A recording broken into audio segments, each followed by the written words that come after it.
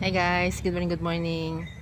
Yan guys, yung sitaw na kung saan ay walang chemicals. Palaging pinoproblema ng magsisitaw yung mga langgam or mga aphids or kung ano man ng mga insekto dahil kakalagay nila ng synthetic. At alam niyo ba guys, yung nakikita kong sitaw sa daan, hindi pa nga nakakaakyat lahat, hindi pa nga namumunga, nagmamature na dahil sa paglalagay po ninyo ng urea o ng synthetic. Dahil yung synthetic, 2 linggo lang yung bisa. Pagkatapos nun, wala na. Kaya, ang nangyayari sa inyong sitaw, pag akyat pa lang, kaganda-ganda, pagka first 2 weeks niya, pagkalaunan ay tumanda na. Hindi na nakakapag-provide ng bunga. At kapag naglagay ulit kayo ng synthetic, after 2 weeks, igis siya. Pero ang problema, yung insekto napakadami. Yung mga peste napakadami. At mismo yung bunga ng sitaw ninyo magaganda, malalaki. Pero ang tanong, kumusta ang mortality? Puro tusok, no? Para maging pera, pinuputol-putol nyo na lang na kunyari pampakbit siya. But actually, nirevive mo lang yung mga problema para makabawi ka. Pero guys, tingnan mo yung sitaw natin. Wala kang makikita na kahit na anong bakas o kahit anong butas dahil wala kami inilagay na synthetic. Dahil yung chemical o yung synthetic, dyan ang gagaling ang mga insekto.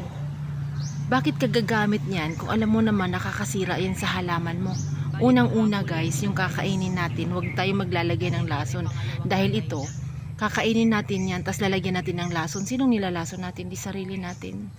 Pero guys, ito, ang karamihan na sinasabi dati, hindi daw magkakaigi dahil lola daw, hindi daw pwede na walang synthetic. Pwede na. Ito na si Organic Full Harvest. Nakita nyo naman guys, ayan, ang alam ninyo yung problema ng sitaw. Alam ninyo yung itsura ng sitaw o ng tanim kapag may synthetic siya o hindi. Kasi ako alam ko kapag anong klaseng synthetic ang nilagay dyan. Pag makakapal ang dahon niyan, tapos payat ang puno niyan, tsak urea yan. Pero yan, tingnan mo guys, yung ating sitaw. Hindi siya green na green, yellow green siya, pero equal. Malaki yung puno niya, tama lang yung dahon niya, hindi siya totally green na green. Dahil nga guys, wala siyang artificial na nitrogen. Natural lang ang meron sa kanya.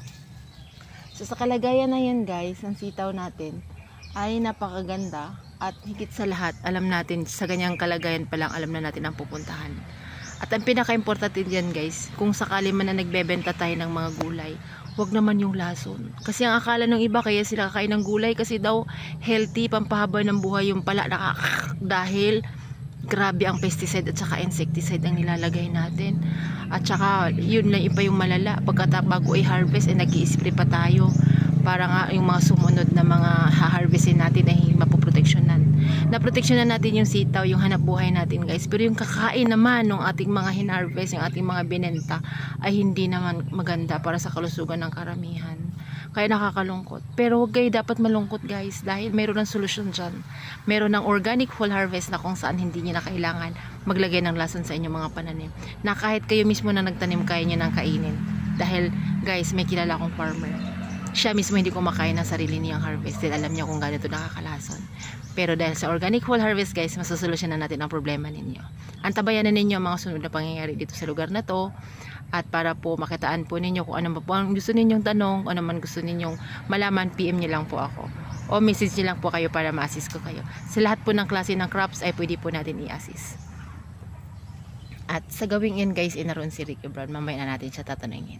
Dahil bising-bising ang person, dahil napatagal siya sa Palawan, napabayaan daw niya ang kanyang tanim. At nag-ikot muna siya sa ibang mga tanim bago yung amin. Inuna pa yung iba, bago yung amin. So ganun talaga guys.